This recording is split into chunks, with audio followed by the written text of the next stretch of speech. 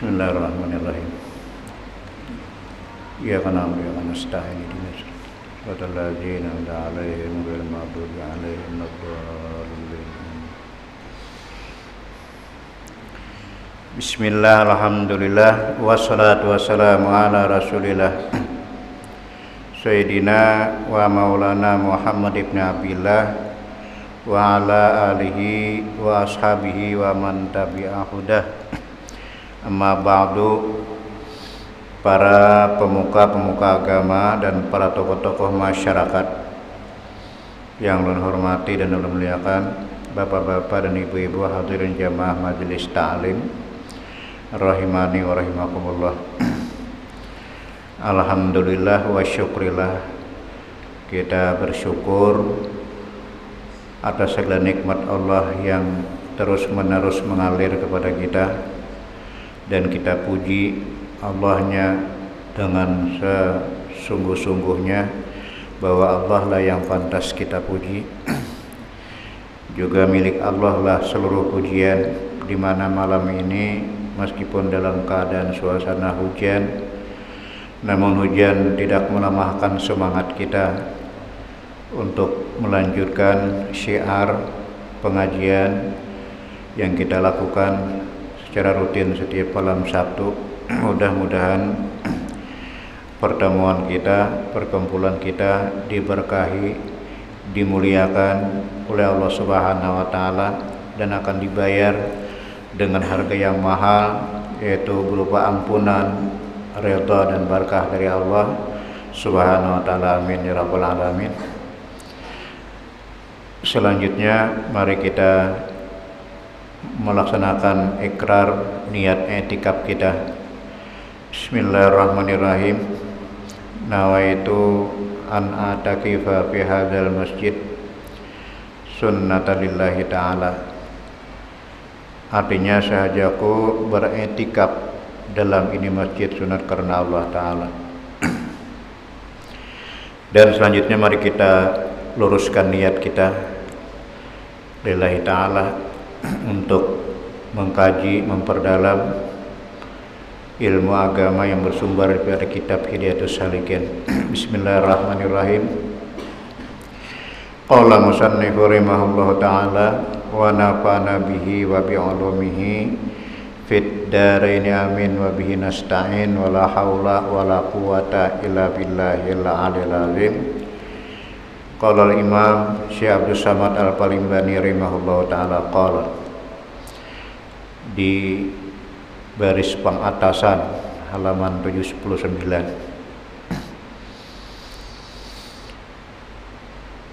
Dan sabda Nabi sallallahu alaihi wasallam,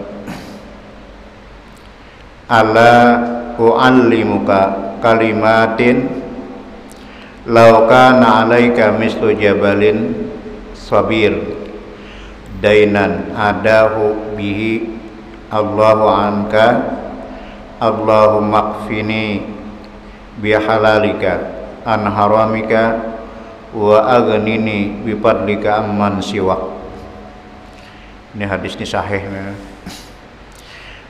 Artinya, hendaklah aku ajar akan dikau.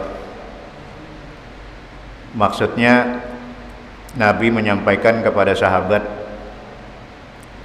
wahai sahabat sekaligus wahai umatku, hendaklah kalian aku melajari.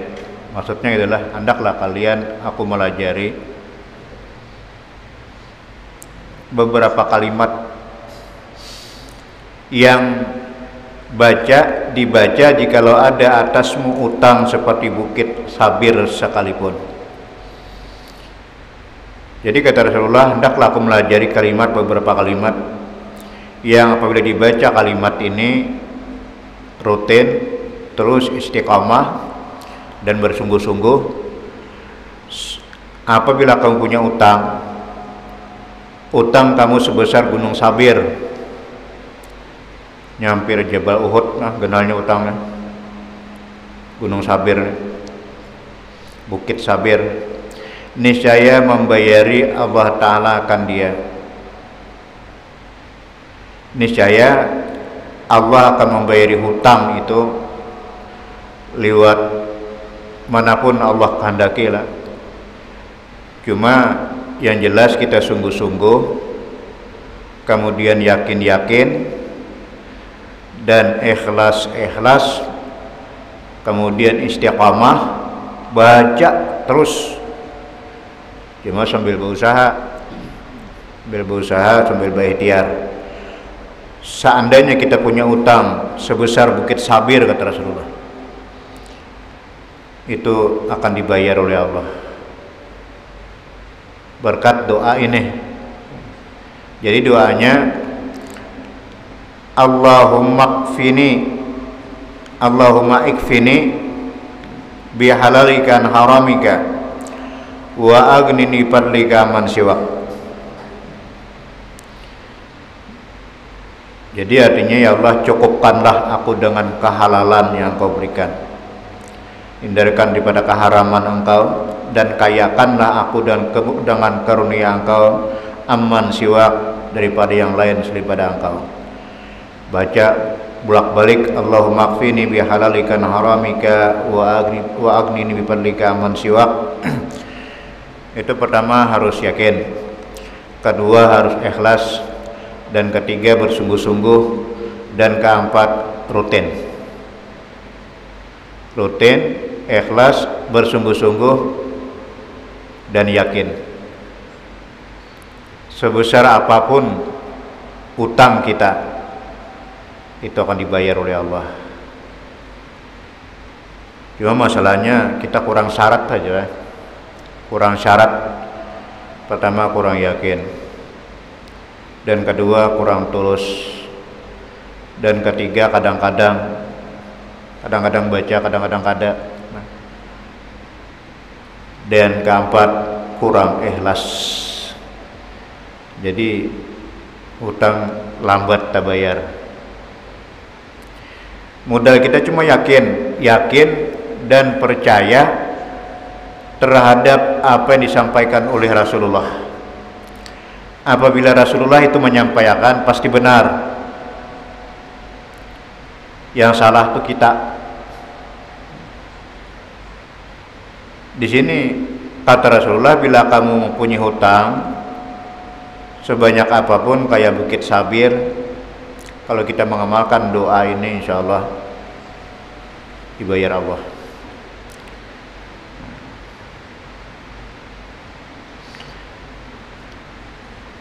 Dan adab yang ke-18, adab hari Jumat.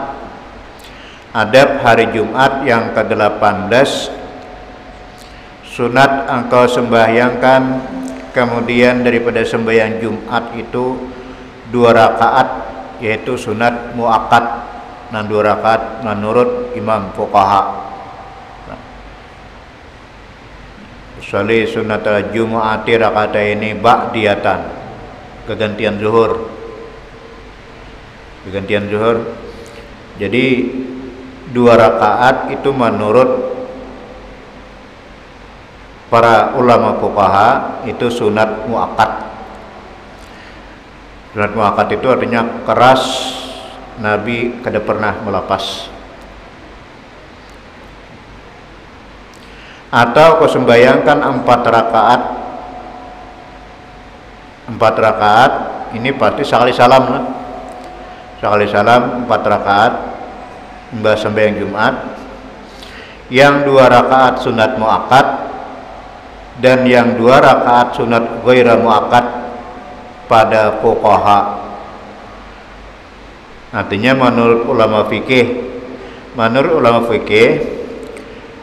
yang 2 rakaat itu sunat muakkad, yang 2 rakaatnya itu ghaira muakkad. Karena orang fikih ini masih lemah untuk melakukan amaliyah sunat. Nah, jadi latihan di 2 dulu, riyadhah di 2 rakaat dulu, terus menerus jangan kita lepas. Nah, akhirnya kita akan bisa menembus 4 rakaat rutin. Jadi yang 2 rakaat tadi menurut ulama fuqaha, ulama fikih, ulama zahir, ulama syariat itu sunat muakkad. Adapun yang 2 rakaatnya kalau kita melaksanakan 4, yang 2 rakaat itu gairah muakkad menurut ulama fuqaha. Atau engkau sembahyangkan 6 rakaat, maka sekalian itu sunat muakkad pada mazhab ahlut tasawuf. Jadi kalau sudah kita masuk dalam makam tasawuf harus 6 rakaat, minimal 4 rakaat. Sembahyang ba'diyah Jumat itu kias daripada zuhur. Mulai 2 rakaat, kemudian kita terus menerus gawe terus bila sholat Jumat, gawe rakaat ba'diyahnya. Kemudian bila sudah rasa sayang, meninggalkan, naik ke 4 rakaat. Naik ke 4 rakaat itu masih belum tasawuf lah, masih belum tasawuf. Karena kalau sudah rasa sayang 4 rakaat bila ditinggal berarti udah makam tasawuf. Terus naik lagi ke 6 rakaat. Cuma 6 rakaat ini 2 kali salam. Pertama 4 rakaat sekali salam, ditambah 2 rakaat jadi 6 rakaat. Ada juga dipisah-pisah, 2 rakaat dulu salam, asa ada kenyamanan lagi, naik lagi 2 rakaat salam, rasa hendak lagi, naik lagi 2 rakaat salam, jadi 6. Nah berarti masih bertangga lah, masih bertahap. Jadi kalau sudah makamnya makam tasawuf, ke-6-nya digawi 4-2. Pertama 4 rakaat sekali salam, kemudian 2 rakaat sekali salam, 6 rakaat. Ini menurut para ahli tasawuf sunat muakkad. Bila sunat muakkad itu makruh ditinggalkan, makruh pada digawe. Dan adab yang ke-19, sunat kemudian daripada sembahyang Jumat itu duduk di masjid hingga maghrib atau hingga asar hari Jumat. Banyak kalau sudah kita masuk ke makam tasawuf mulai subuh, habis bersahur puasa subuh, bersahur kemudian sunat di rumah lalu berangkat ke masjid, berjamaah sunat subuh di masjid, menunggu waktu isyraq sampai yang isyraq, terus berzikir sampai duha, sembahyang duha, terus berzikir, terus beramal sampai sholat Jumat. Dan habis sholat Jumat duduk pulang menunggu asar. Bila ada waktu lagi sampai berbuka puasa di masjid. Itu gawian orang bahari Pak. Kurang dahulu nang 1000 tahun liwat. 1000 tahun liwat sampai bahkan 700 tahun yang liwat itu masih melakukan berangkat sampai Jumat itu mbah bersahur di rumah. Kita kumpul puasa, kemudian hari Jumat, kemudian bersedekah. Kalau ada hari itu orang meninggal, antar jenazahnya ke kubur, kata Rasulullah, pilih surganya yang mana kami ingini. Kita kumpul na 4 nih, puasa hari Jumat, bersedekah, kemudian mengantar jenazah atau menjenguk orang sakit. Pilih surganya di mana yang kamu ingini. Di sini sampai asar lah, sampai maghrib orang sembahyang Jumat mulai subuh. Kita kawai bulikan dulu, sembahyang subuh bulikan dulu, ke pasar dulu, ke kantor dulu, ke kebun dulu.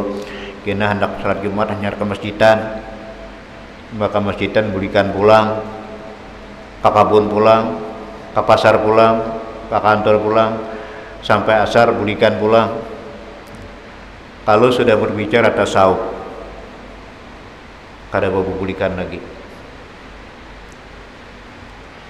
Jadi disesadangani bepandir tasawuf lah, disesadangani. Kenapa? Kita kada bisa menjangkau.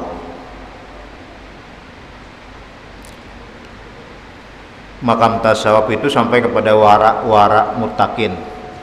Wara muttaqin ini melampaui batas wara salihin. Asalnya wara awam dulu, kemudian naik ke wara salihin, kemudian sampai naik ke wara muttaqin, naik lagi ke wara siddiqin, sampai terakhir puncaknya wara muhaqqiqin. Ini kada bawa makanan lagi, Pak. Jangankan makan yang halal, yang subhat, yang halal pun kada wani. Saya Syekh Muhammad bin Abdul Karim As-Saman Al-Madani, beliau waktu disuruhi mamanya makanan, disuruhi mama sidin makanan, Hirina hendak benar menyerpis anak nih supaya mau makan. Jadi dimasaki makanan yang paling nyaman, disuruhi kahalwat Syekh Muhammad Saman. Inilah waktu berumur 10 tahun, Syekh Muhammad Saman waktu berumur 10 tahun, belum sampai balik lagi. Diantari nasi sepiring, makanan lengkap dengan lauknya, kemudian ditinggalkan oleh mamanya. Sejam kemudian diperiksa, makanan tadi kada bergerak, makanan tadi kada beuna. Makan nasi makannya, cuma mungkin ada dua penafsiran. Pertama, dimakan sedikit mengambil berkat, setelah itu kada makan lagi, atau beliau sudah kenyang tanpa makan karena beliau berusaha menjauh daripada kelazatan dunia. Disurungi bantal kada kaguring, malam disurungi bantal, disurungi kasur, disiram sidin bantal lan kasur lan banyu, disiram bantal lan kasur supaya gelisah tidur, supaya kada nyenyak guring. Akhirnya sampai-sampai kada bawa bantalan, ambil kelapa, potong dua, diulah bantal. Jadi bilanya sidin bergerak, kepala sidin gugur. Bila gugur, bakuat, mandi, berwudu, sembahyang. Kina berabah lagi di atas bantal nyior, tahiring lagi, gugur lagi, berkuat, berwudu, sembahyang. Itulah orang tasawuf. Jadi jauh benar payah lagi kita. Di sini sembahyang 4 rakaat, 6 rakaat habis Jumat, dan bahkan sampai-sampai ba'asar hari Jumat, kemudian maghrib hari Jumat, serta berniat i'tikaf. Kata Imam Al-Ghazali rahimahullahu taala di dalam Ihya Ulumuddin, man sallal asra fil jami'i kana lahu sawabu umratin, wa man sallal maghribi falahu sawabu hajjatin wa umratin. Barang siapa sembahyang asar di dalam masjid jami, ini bila masjid jami itu masjid perhimpunan salat Jumat. Ini ada dua macam masjid jami, masjid ghairu jami. Kalau masjid ghairu jami itu langgar, nang tidak disolati salat Jumat, itu ghairu jami kalau di Arab. Adapun masjid jami, masjid yang sembahyangkan salat Jumat. Kenapa orang Makkah, orang Arab menyebut ghairu jami? Agar bisa diiktikafi. Iktikaf bisa karena disebut masjid ghairu jami. Masjid juga cuma ghairu jami, masjid yang bukan untuk salat Jumat. Tapi kalau masjid jami berarti sembahyang Jumat, masjid tempat sembahyang Jumat. Nah, di sini kata Imam Ghazali, barang siapa sembahyang asar di dalam Masjid Al-Jami. Berarti sembahyang asar ini mulai sembahyang Jumat kada bubulikan. Itu artinya Masjid Jami. Ini saya adalah baginya pahala, ini dua nih lah. Kalau sampai asar pahala umrah. Mulai subuh berjamaah, kemudian sembahyang Jumat, kemudian sembahyang asar, di situ juga sama dan pahala umrah. Bila sampai ke maghrib, haji dan umrah.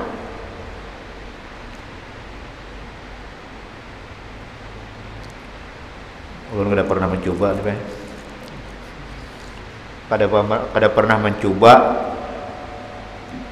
berangkat ke masjid habis sahur, kemudian bersahur di rumah, kemudian menunggu sembahyang subuh berjamaah, kemudian sembahyang isyraq, habis sembahyang isyraq kemudian salat duha, habis salat duha menunggu sembahyang Jumat, terus sampai Jumat sembahyang Jumat di situ dan sampai asar.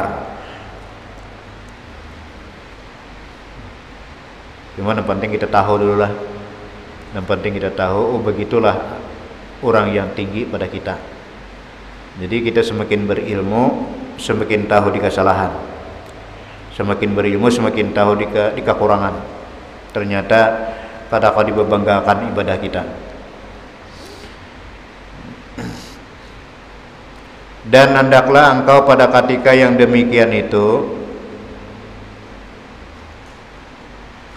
artinya bagaimana di masjid lah, etikaf di masjid sampai asar, sungguh-sungguh meminta doa kepada Allah Ta'ala serta khusyuk dan khudu. Khudu itu merendahkan diri. Jadi khusyuk konsentrasi lah, kemudian khudu merendahkan diri.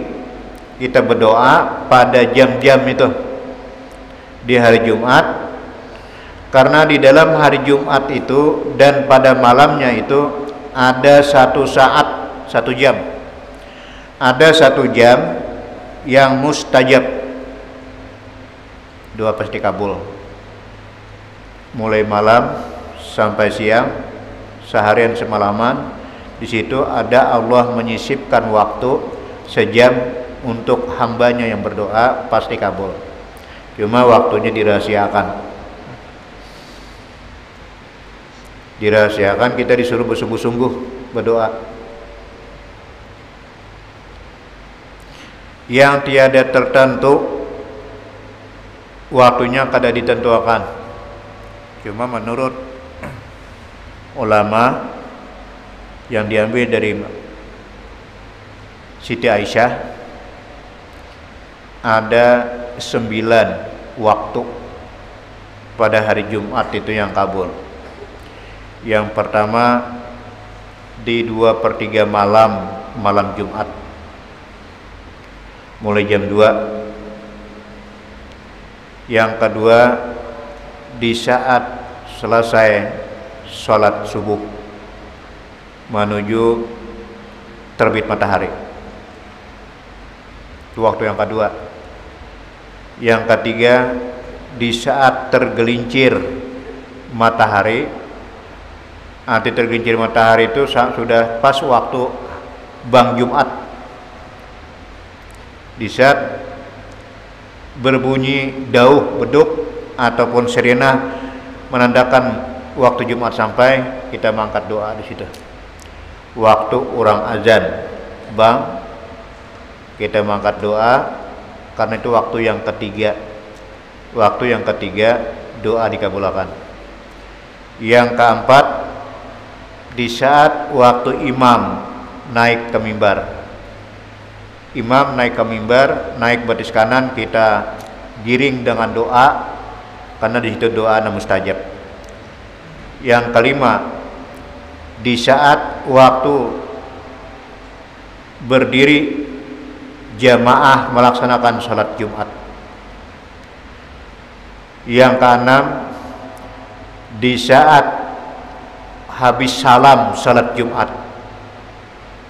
Yang ketujuh antara Jumat dan Asar, antara Jumat dan Asar. Dan yang kedelapan habis Asar. Dan yang kesembilan waktu kuning matahari hari Jumat. Jadi 9 macam inilah yang diperkirakan waktu-waktu mustajab. Memang kita disuruh bersungguh-sungguh. Nya kada diberitahu, kalau diberitahu payah habisan. Sadunian jam itu aja ditunggu.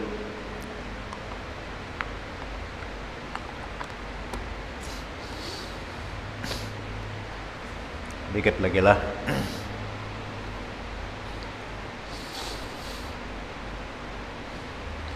Mudah-mudahan kebetulan doamu itu pada saat yang mustajab itu. Nah, kata Imam Ghazali rahimahullah taala, wala tahduru fil jami majalisal khalqi wala majlisal qisasi bal majlisal ilmi an-nafi wa huwa alladhi yazidu fi khawfika minallahi ta'ala wa yanqusu min rukbatika fid dunya fa kullu ilmin la yada'uka minad dunya ilal akhirah fal jahlu a'udzu alaika minhu fasta'iz billah min ilmin la yanfi. Ini perkataan Imam Ghazali. Kata beliau, dan jangan engkau hadir di dalam masjid jami itu akan perhimpunan orang yang mengajar ilmu yang tidak memberi manfaat. Satu, di dalam masjid ada orang belajar ilmu karate misalnya lah, ilmu yang kada bermanfaat untuk akhirat, jangan diikuti. Dan jangan hadir pada perhimpunan orang yang duduk berhikayat, duduk berkisah-kisah, berkisahan di masjid. Jangan diduduki, jangan dikumpuli. Tetapi hadir engkau pada perhimpunan orang yang mengajar ilmu yang memberi manfaat akan akhirat. Bila ada pengajian, bila ada tadarusan, bila ada majlisan di dalam masjid, 4 ilmu yang memberi manfaat untuk akhirat pada hari Jumat, yaitu ilmu yang menambah takutmu kepada Allah Ta'ala. Semakin kita berilmu, semakin takut kepada Allah. Umpatiha hari Jumat, orang belajar rukun wudu, belajar sifat 20, belajar tajwid, belajar rukun sembahyang, belajar rukun-rukun puasa. Itu menambah takut kita kepada Allah dan mengurangkan daripada gemarmu kepada dunia. Kada kayak dahulu lagi nang kada tahu diburit kepala, turun subuh bulik malam, ampih sudah disisihkan waktunya untuk akhirat, kurang gemarnya kepada dunia. Maka tiap-tiap ilmu yang tiada menyeru ia akan dikau daripada dunia kepada akhirat, maka jahil akan dia itu terlebih baik daripada terlebih banyak faedahmu atasmu daripada mengetahui dia. Maksudnya, kalau cuma ilmu dunia saja yang kita perdalam, ilmu dunia yang kita kaji, lebih baik kada usah tahu. Lebih baik kada usah tahu, itu lebih baik daripada kita tahu terhadap ilmu yang arahnya ke dunia terus. Lebih baik jahil, maka jahil akan dia itu terlebih baik dan terlebih banyak faedahnya atasmu daripada mengetahui dia. Maka engkau pinta peliharakan Allah Ta'ala daripada ilmu yang tiada memberi manfaat. Ini cuma nasihat, papadahan, wajengan lawan kita umat-umat Islam. Agama menasihati kita, memadahi kita, karena itu merupakan sebuah kewajiban. Amar ma'ruf itu kewajiban kita, menyuruh orang berbuat baik. Masalah memakai tidak memakai, masalah paham kada paham, itu bukan urusan kita. Jadi kita ambil kesimpulan nang kata Imam Ghazali tadi, janganlah kalian hadir ke majlis yang berbicara masalah dunia. kemudian pada waktu iqamat, waktu qamat sembahyang Jumat 4, dan pada ketika khatib naik ke mimbar 5, dan pada ketika berdiri manusia kepada sembahyang 6. Karena segala waktu yang demikian itu sangat diharap akan mustajab. Di sini ada 6, no? Pertama, terbit matahari. Kedua, gelincir matahari. Ketiga, masuk matahari. Dan keempat, waktu qamat sembahyang Jumat. Dan kelima, waktu khatib naik ke mimbar. Dan yang keenam, waktu berdiri kita melaksanakan sholat pada Jumat. 6 waktu yang dianggap mustajab.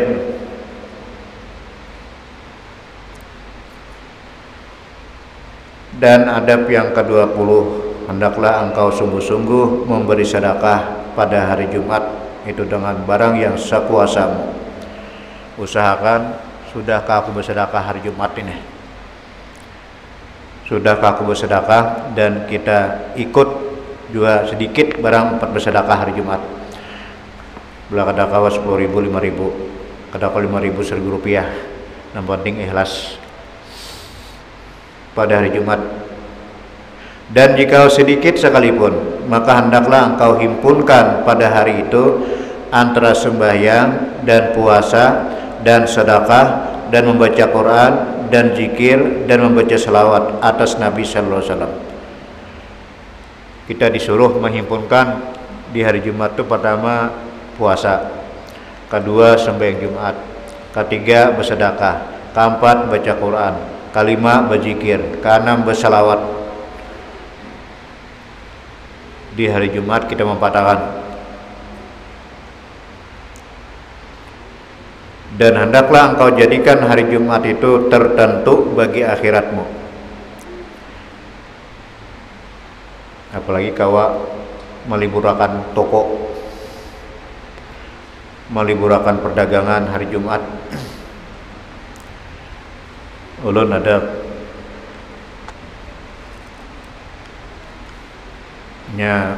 mengangkat kuitan melawan kita di Martapura,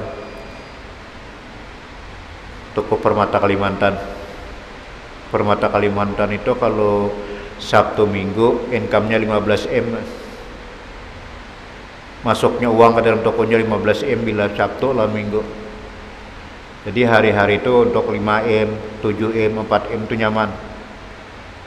Dia hari Jumat libur, hari Jumat libur, dan hari Senin libur. Jadi kawa nyemelapas nang iman hari Jumat libur, digunakannya untuk pengajian di rumahnya, khusus hari Jumat. Dan hari Senin libur untuk rekreasi tamasa, beunjun ke laut. Setiap Senin beunjun ke lautnya. Nah habis 10 juta, 15 juta. Tapi kawannya menyisikan waktu 2 hari itu. Hari Jumat dan hari Senin ditutupnya toko. Permata Kalimantan, Haji Mulkan, Haji Asbihani, Haji Supi, bertiga bading. Pada sehari itu 5 M masuknya. Tapi sanggupnya menahan libur hari Jumat. Nah, jadi di sini kita ambil kesimpulan. Yang terakhir kita ambil kesimpulan bahwasanya kita jadikan hari Jumat itu adalah hari untuk akhirat. Hari untuk akhirat itu maksudnya kita hindarkan dulu perdagangan, hindarkan dulu usaha dunia, dan khusus hari Jumat kita sisihkan untuk khusus sholat Jumat. Kemudian bila kau puasa hari Jumat, kemudian bersedekah hari Jumat, dan banyak-banyak berzikir di hari Jumat, karena itu hari rayanya orang yang beriman. Jadi mudah-mudahan pertemuan kita pada saat ini menambah perbandaran ilmu yang bermanfaat bagi kita, dan kita berlindung kepada Allah daripada ilmu yang tidak bermanfaat. Mudah-mudahan dengan semangat kita, gairah kita, dan kesungguhan kita untuk meninggikan syiar Allah, syiar agama Islam dalam rangka pengajian. Semoga dosa-dosa kita diampuni Allah Subhanahu wa taala, dan dosa kedua ibu bapak kita, dosa guru-guru kita, dosa muslimin dan muslimat min ummati Muhammadin sallallahu alaihi wasallam. Hadanallah wa iyyakum ajmain wa lakum minkum. Assalamualaikum warahmatullahi wabarakatuh. Al-Fatihah. A'udzubillahi minasyaitonir rajim. Bismillahirrahmanirrahim. Alhamdulillahirabbil alamin arrahmanir maliki yaumiddin. Iyyaka na'budu wa iyyaka nasta'in. Ihdinas siratal mustaqim. Siratal ladzina an'amta 'alaihim ghairil maghdubi 'alaihim waladdallin. Amin. Amin ya Allah ya Karim. Bismillahirrahmanirrahim. Alhamdulillahirabbil alamin wassalatu wassalamu ala asyrafil anbiya'i wal mursalin Sayyidina Maulana Muhammad wa ala alihi wa sahbihi ajma'in. Allahumma inna nas'aluka ilman nafi'an wa qalban khashi'an wa amalan mutaqabbalan wa rizqan halalan thayyiban wa wasi'an katsiran bi lutfika wa karamika ya akramal akramin. Rabbana atina fid dunya hasanatan wa fil akhirati hasanatan wa qina adzabannar. Wa sallallahu ala sayyidina Maulana Muhammad wa ala alihi wa sahbihi wasallam. Alhamdulillahirabbil alamin. Taqabbalallahu minkum.